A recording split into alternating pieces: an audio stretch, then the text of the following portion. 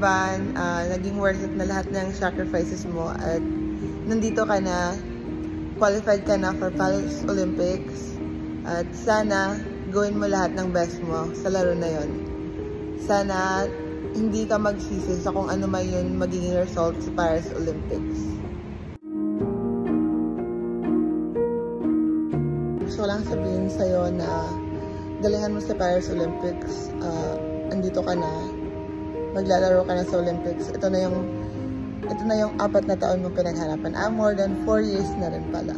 And then, lahat ng sacrifices mo, marami kang pinagdaanan na struggles, marami kang injuries na pinagdaanan, at maraming situation na sobrang nahihirapan ka, at naging worth it lahat yun.